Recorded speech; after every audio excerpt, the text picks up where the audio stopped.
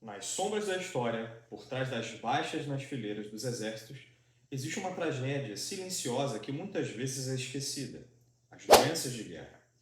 Enquanto os conflitos armados ceifam vidas diretamente, são as doenças que se espalham rapidamente, aproveitando-se das condições precárias e do caos das guerras que deixam um rastro de destruição ainda mais mortal.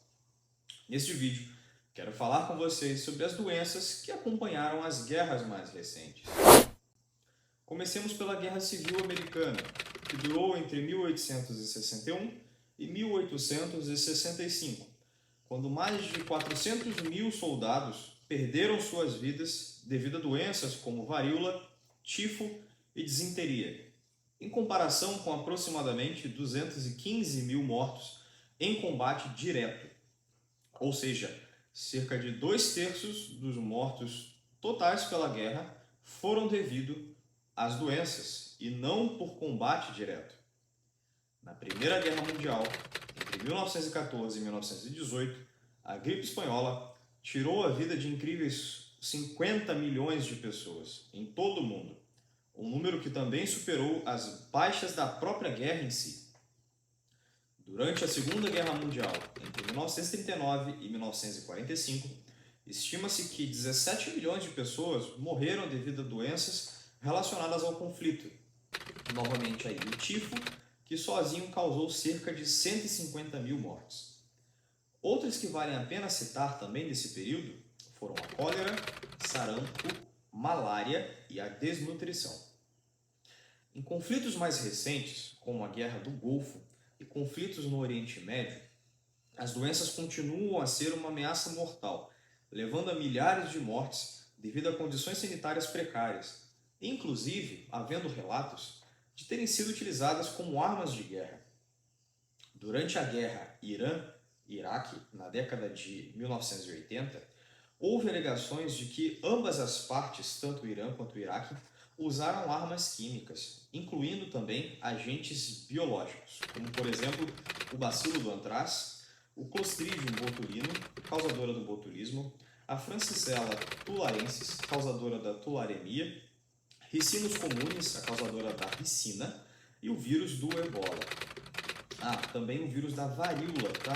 Existem relatos de que eles conseguiram utilizar o vírus da varíola também.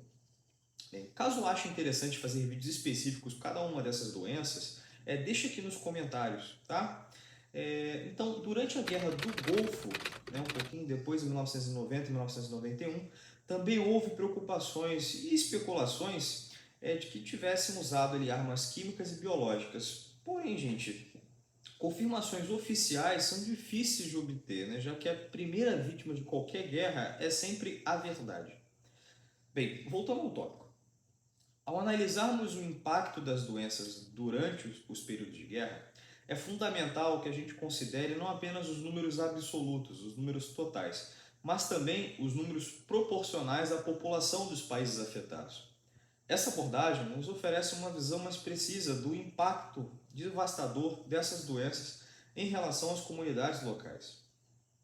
Então, considerando a população dos Estados Unidos na época lá da Guerra Civil, estimada mais ou menos em cerca de 31 milhões de pessoas, as perdas por causa da varíola, tifo e disenteria representaram aproximadamente 1,3% da população total do país naquele período. A varíola, gente, foi uma doença infecciosa causada pelo vírus da varíola.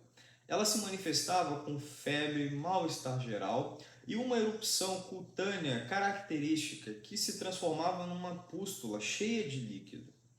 A varíola foi uma das doenças mais devastadoras, mais mortais na história da humanidade. Mas graças a esforços de vacinação em larga escala, a doença foi considerada erradicada em 1980. Tá? Porém, como eu falei antes, tem relatos de que o vírus da varíola teria sido utilizado ali em guerra biológica em algumas situações. É possível? Né? Bem, o tifo já é uma doença infecciosa causada por uma bactéria do gênero Rickettsia.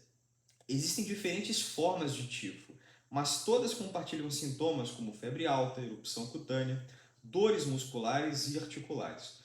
O tifo é transmitido através da picada de pulgas infectadas ou por contato de fezes de pulgas contaminadas. Tem alguns tipos de tifo também que são transmitidos por carrapatos.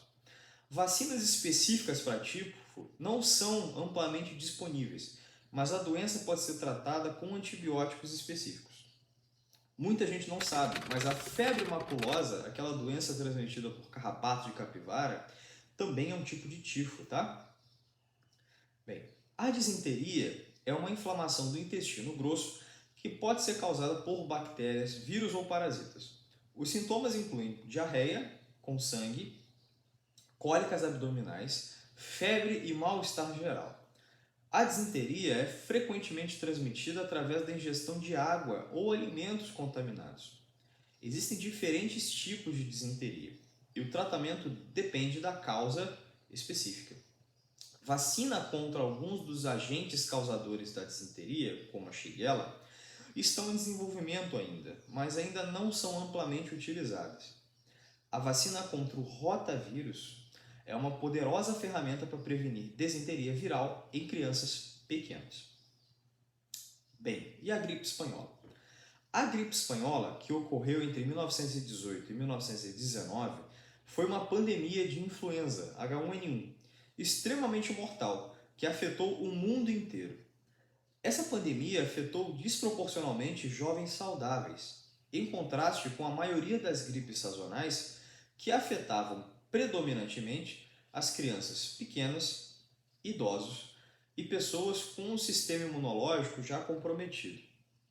A gripe espanhola foi uma das pandemias mais mortais da história recente, ceifando cerca de 10% da população mundial na época. Para a gente ter uma noção, assim, para critérios de comparação, vamos utilizar os dados disponíveis ali para a pandemia da Covid-19, né, segundo a OMS.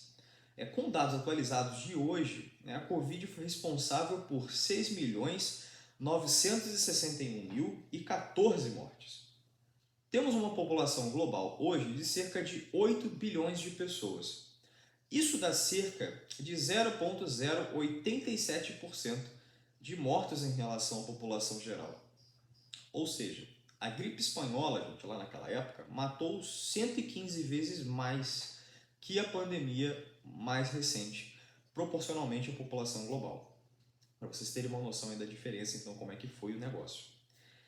Entenda que com essa demonstração eu não quero diminuir os impactos que a pandemia mais recente teve na vida das pessoas ou na perda de seus entes queridos, mas sim dar as devidas proporções aos números de mortos realmente que essas doenças, né, essas doenças de guerra, causaram.